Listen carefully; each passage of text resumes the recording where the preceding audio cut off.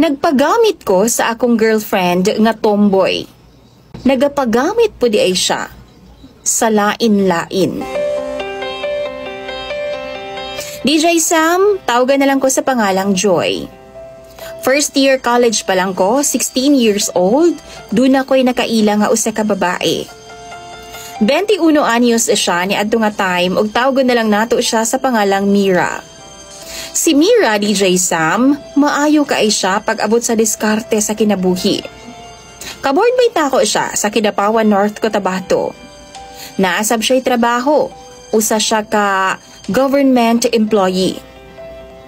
DJ Sam, first namong nagkaila ni Mira sa RS Kidapawan. Hubog kay siya ato nga time, o grabe niyag suka-suka sa CR.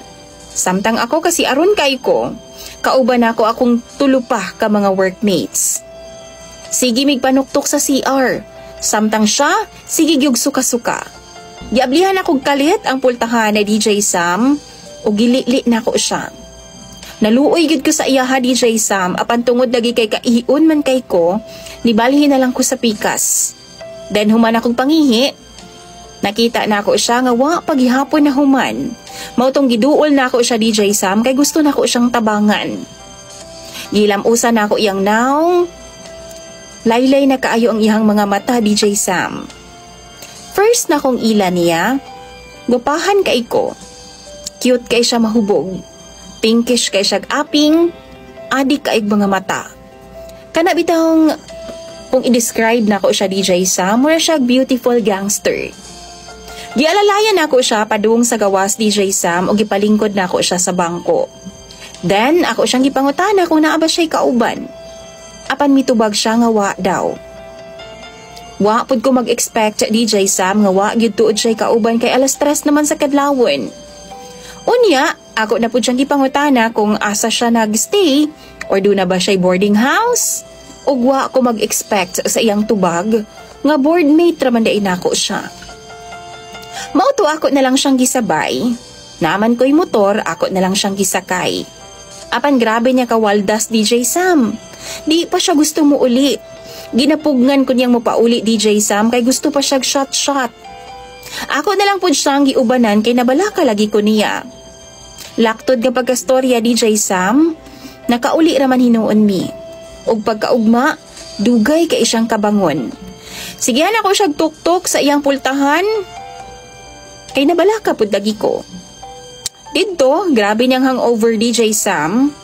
Mong akuan na lang pud siyang kitabangan. Wa manon siya'y trabaho ato nga time kay rest day pud niya kay Sabado man. Mao to nagstorya-storya una mi. Ug dito pud nako nahibaw-an, DJ Sam, nga gikan di siya sa usa ka broken family. Heartbroken pud siya, DJ Sam, kay bag-o ra pud ay sila nga nagbuwag sa iyahang girlfriend. Yes, DJ Sam, bisexual di ay si Mira. Ug sa diyang nagsige na mag-istorya, sige kong paminaw sa iya ha, nahimo na pud kong emotional og appeal. Grabe ang iyang naagian, dili basta-basta. Og bilib kay ko sa iya ha, kay bisan pa man sa iyang sitwasyon, nagtrabaho pagyapon siyag tarong, DJ Sam. Apan lagi, why adlaw nga di siya mo inom og ga-vape pod sa DJ Sam. Sa akong pag-obserbar, buutan baya si Mira. Giver siya, caring, sweet ug lovable.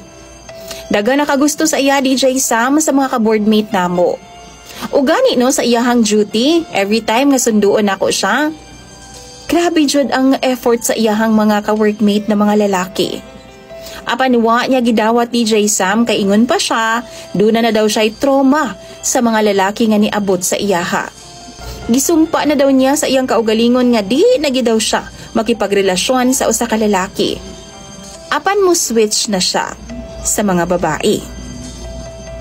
DJ Sam, naabdan pod og 2 years ang among panag-uban ni Mira.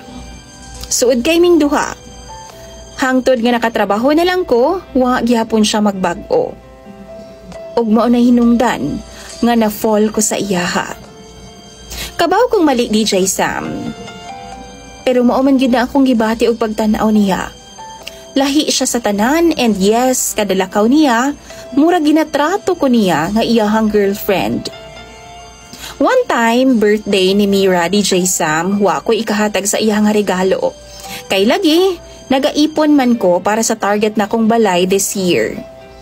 Samtang naami sa usa ka fast food chain, gakaon mi, og iyahang libre ato nga time, wa na ko napugan akong kaugalingon og nag-confess gid ko sa akong gibati ngadto sa iyaha. Wa siya mi react DJ Sam. Hinuon gikatawan ra ko niya. Niana pa siya nga ang regalo lang daw niya, di daw nako makalimtan. Sabay katawa DJ Sam.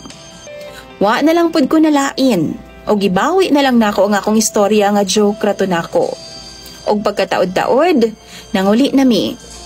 Bandang alas 7:30 sa gabi DJ Sam, ana pa siya nga di daw siya ganahan matulog sa boarding house, kay bukod sa balik-balik daw ang view, saba po daw kaayo. Gusto daw siya og peaceful nga environment ana nga time. Mao to nag-hotel ming duha DJ Sam. Daghan kay siya gipamalit. Halos mga ilimnon og nagpa-take out pagid siya sa tulo ka mga fast food chain DJ Sam. Ana siya kawalda sa iyang sapi. Gipangutanan na ako siya pag abot namo sa hotel nga nganong ingon ana man kakawalda sa imong kwarta.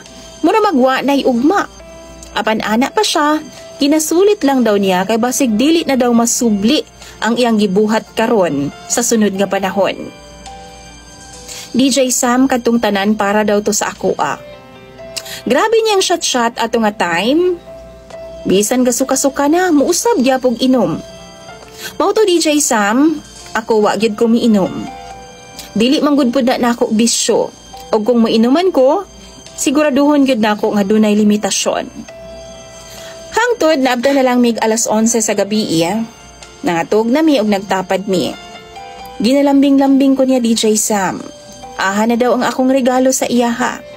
Ako po siyang gitubag nga wa ko ikaregalo niya. Apan miingon siya, ang gusto daw niyang regalo, kanang dili gyud daw niya makalimtan forever. Mao tong gihatag nako nga akong kaugalingon sa iyaha DJ Sam. Yes. First nga babae siya nga nakatouch nako. Siya pod ang akong first love DJ Sam. Samtang ga-kissing ming duha, niingon siya nako nga uyab na daw mi. Ug love daw ang among tawagan. Grabe ang akong kalipay ato nga time DJ Sam. Sangko gyud sa langit. Naglakas loob gyud ko nga mopagamit pa sa iyaha. Ug laktod nga pagkastorya, pagkaugma, gibayran niya ang bill nga amo nga na-consume dito sa hotel DJ Sam. Gitawag siya sa cashier kay naapaday sobra. Naamang siya sa banyo ato nga time DJ Sam. Giingnan lang nako siya nga love, naa sa pitaka nimo ang imong sobra. Pagawas niya sa CR DJ Sam. Apan iyahan naman hinuong kong giingnan nga, unsay love? May mag-uyab ta kay manawag ka og love sa ako Giingnan ako siya nga diba, nagkauyab naman ta gabi Ana siya imagination ra daw nako tutanan. DJ Sam, sakit kaayo sa akong part. Nga murag, wala lang gid itong tanan. Pero bisan pa man, hangtod nag-ulit na lang mi sa boarding house, wala na nako siya ginahilabtan pa. O ginasabot na lang nako siya nga hubog ra siya ato nga time. Pag abot na mo sa boarding house, nanawag ang akong mommy sa abroad. Papaulio na daw ko sa Antipas kay dito daw ko mag 3rd year college. And yes, nakadungog si Mira ato. Wala siya ni sugot DJ Sam kay ana pa siya kung love gyud daw nako siya, dapat daw di daw ko mopalayo niya. And yes, wa ko naminaw sa akong mommy. One of the reasons nga naging independent woman ko DJ Sam kay 5 years old pa ko, gibiyaan ako niya.